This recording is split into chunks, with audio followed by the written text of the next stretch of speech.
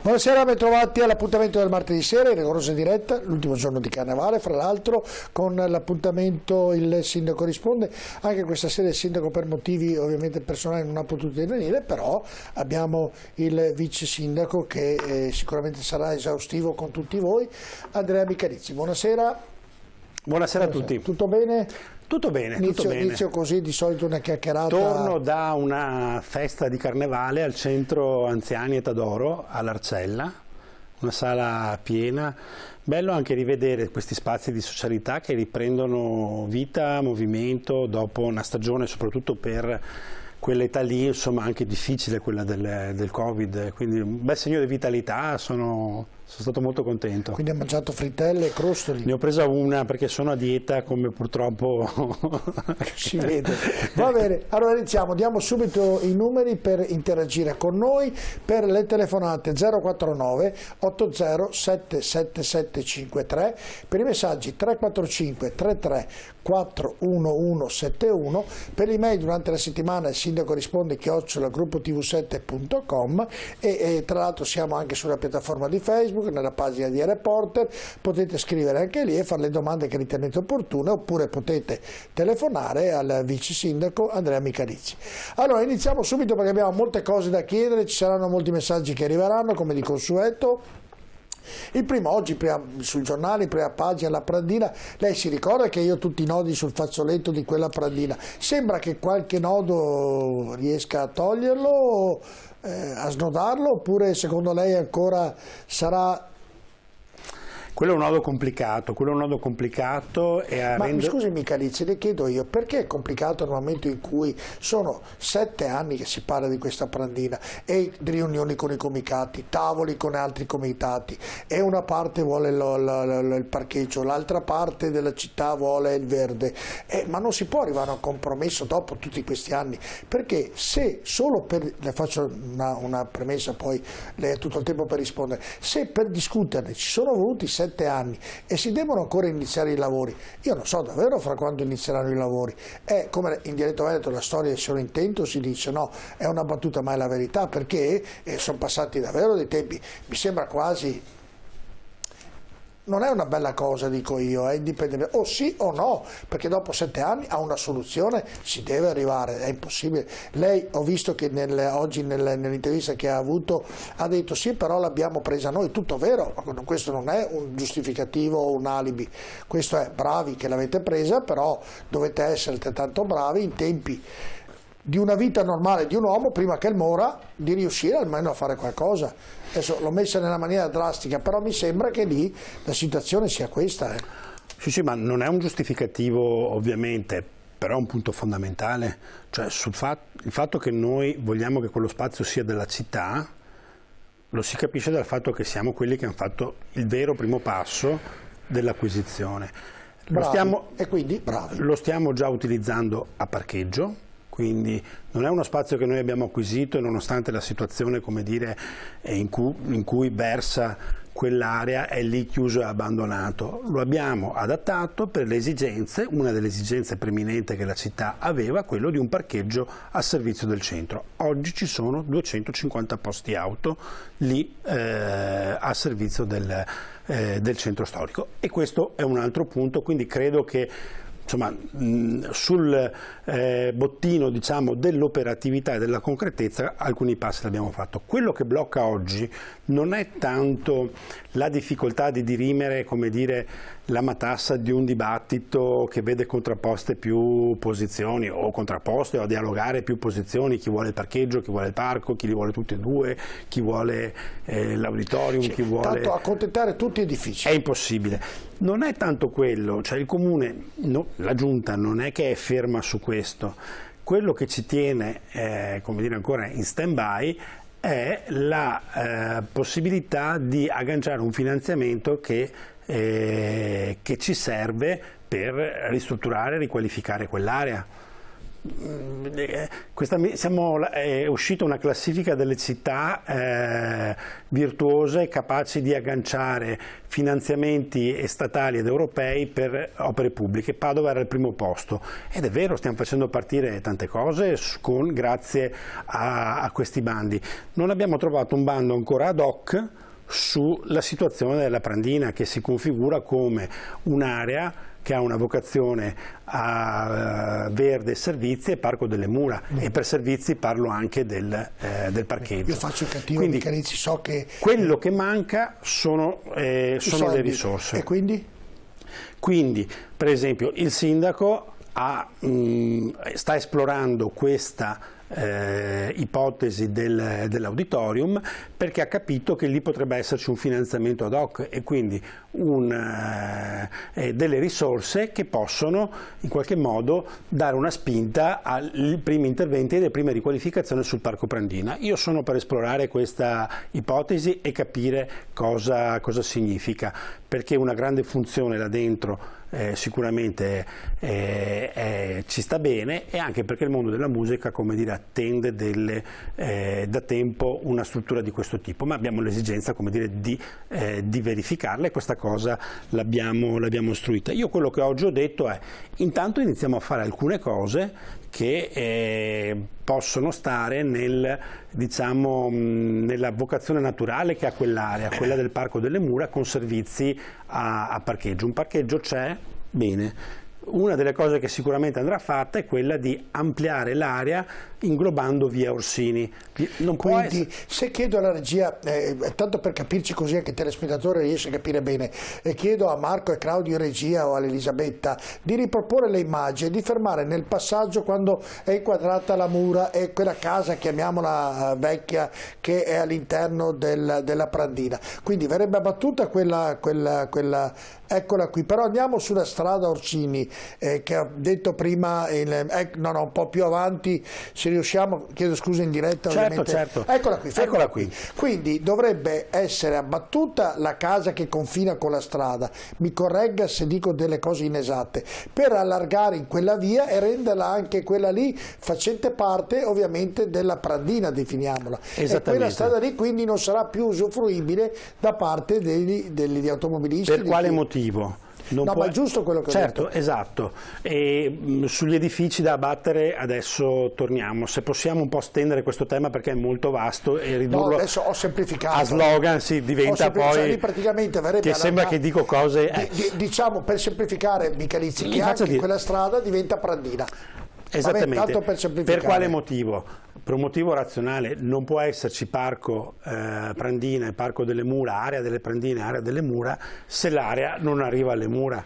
Quindi via Orsini, che prima era una strada che era all'interno, era una strada a servizio dell'area della caserma, insomma, via Orsini andrebbe inglobata all'area della Prandina e farà parte di quel compendio. Quindi cambia anche la viabilità, insomma, in parole povere. E quindi noi torniamo ad utilizzare la circonvallazione interna e a doppio senso, in modo tale che la circonvallazione interna fa la circonvallazione interna, col traffico di attraversamento che passa fuori dal centro storico. Oggi quella viabilità lì non solo intasa Corso Milano, ma perché poi gira di là e cerca scorciatoie verso Corso Milano per andare verso l'area di Viale Codalunga, ma entra dentro a Via Raggio di Sole, quindi nel quartiere di Piazza Mazzini. A nostro avviso può stare fuori, utilizzare la circonvallazione per arrivare nell'area nord. L'idea sicuramente, anche il progetto è un progetto.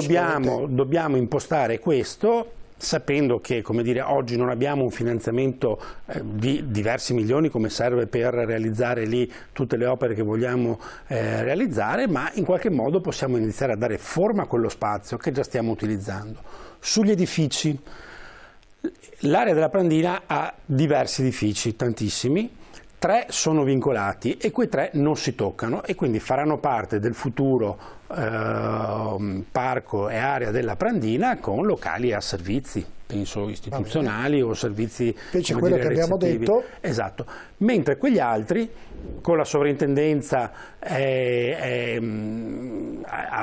abbiamo, come dire, una sorta di intesa sul fatto che quelli possono essere demoliti a vantaggio della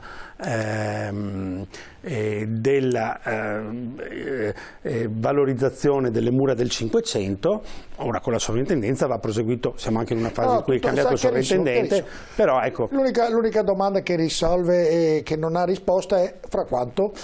Quella è la domanda più inquietante che un cittadino si può fare. Però io chiedo anche, cioè, come dire, mi rivolgo anche ai telespettatori, come possiamo noi intervenire e dare una data, come posso io dire quest'estate cominciamo, se non abbiamo un finanziamento per realizzare delle opere? Perché ho tutto qua. Sarei un bugiardo, quindi quello che noi possiamo fare è iniziare a impostare alcuni interventi. Ho tutte le date nel terzo foglio. E questa io, finché non ho un finanziamento, non posso darla. Certo che però possiamo iniziare a fare alcuni spostamenti di viabilità, interventi di riqualificazione, magari per prendere anche più spazio. Ricordo i numeri per interagire con noi: 049 80 777 53 per le telefonate, 345 334 1171 per i messaggi, oppure avete anche l'email, ma quelle ovviamente vengono mandate durante la settimana, oppure avete anche la piattaforma di Facebook nella pagina di Report. Ci sono già molti messaggi, eccoli lì, la regia puntuale che li mette in video. Andiamo con il primo, vai Elisabetta. Argini padovani, belli, ma in molti tratti non illuminati come dovrebbero essere. Avete in previsione qualche intervento?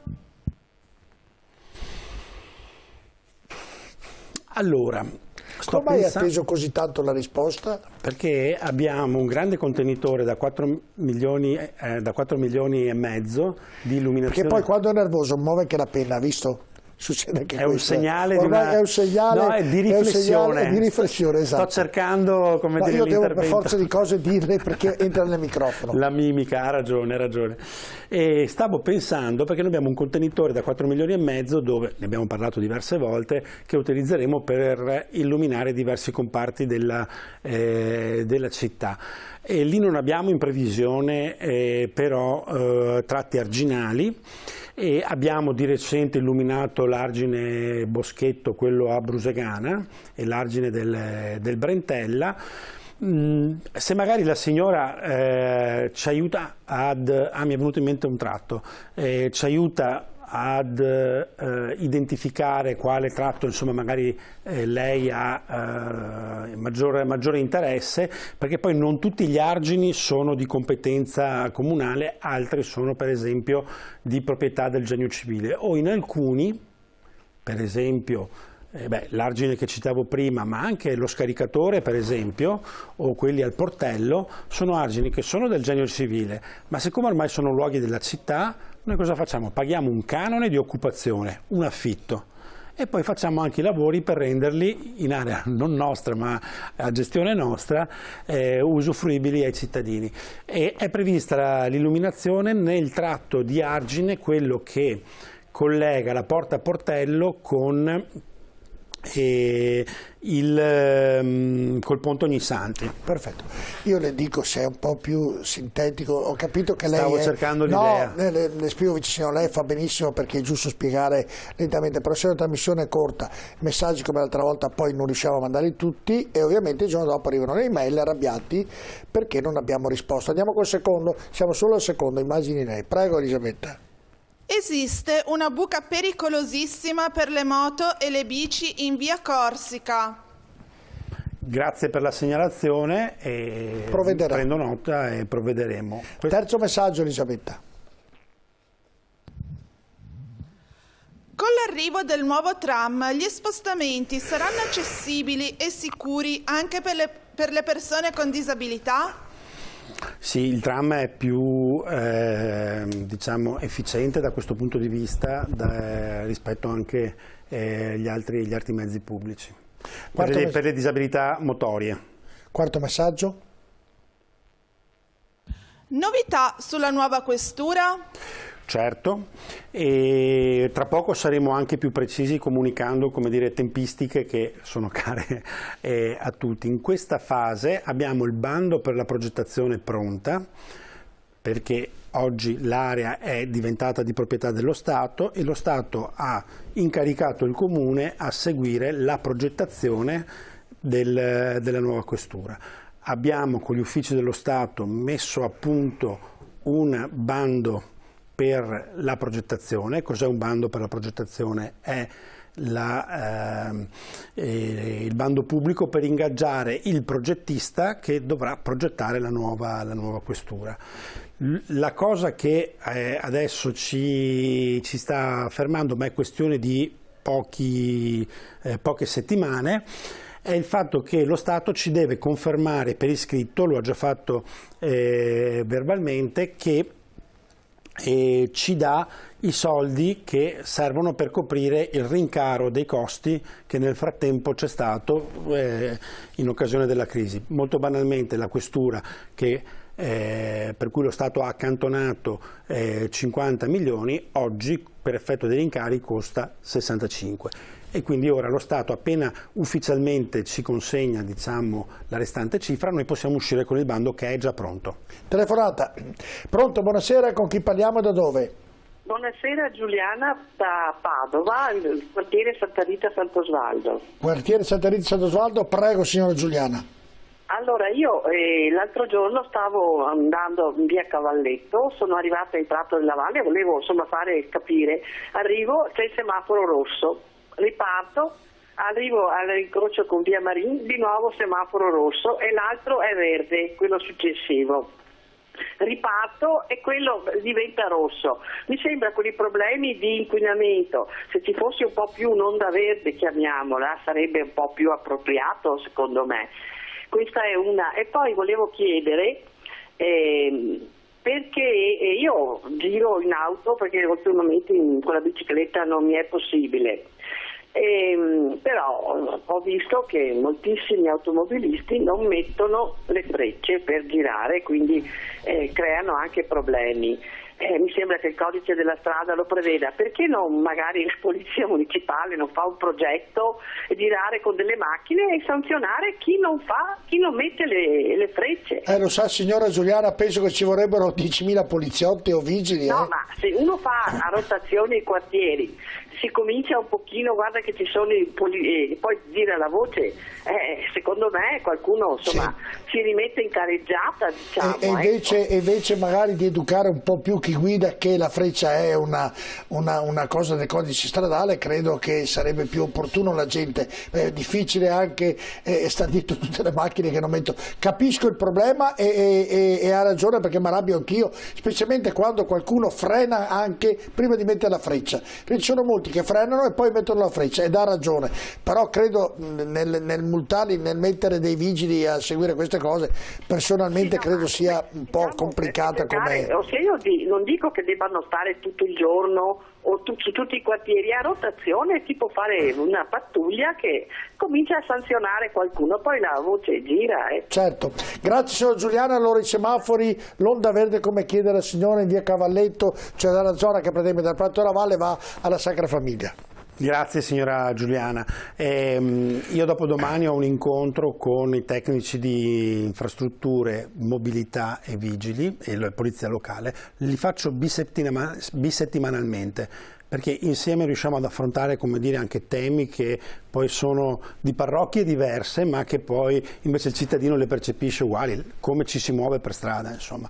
E faccio verificare questo semaforo e provo a capire come mai la regola, come dire, crea questo impiccio. Le do un input. Io credo, capisco cosa dice la signora Giuliana, però se si fa l'onda verde succede alla fine che c'è una coda ferma alla Sacra Famiglia lunga 8 km. chilometri. Io credo che intervallarli invece, ho capito che c'è il problema dell'inquinamento e ha ragione, ma tra un po' ci saranno le auto elettriche, se così sarà, e intervallandole invece si dà la possibilità di scaricare più avanti in tempi reali, perché se tu dai tutto verde alla fine arrivi alla rotonda della Sacra Famiglia, lì c'è già un chilometro di coda, ma non ne veniamo più fuori, o sbaglio mica dici? È proprio così, per brevità, insomma non volevo, però è proprio così, infatti per quello ho detto controllo la regola che disciplina, diciamo, quell'incrocio semaforico, perché magari dà la precedenza, dà il verde per più tempo ad un asse di distribuzione che è fondamentale che non vada ad intasare parti della città. Insomma. Sentami carissima, ritorno un attimo sulla domanda che ha fatto primo telespettatore con un messaggio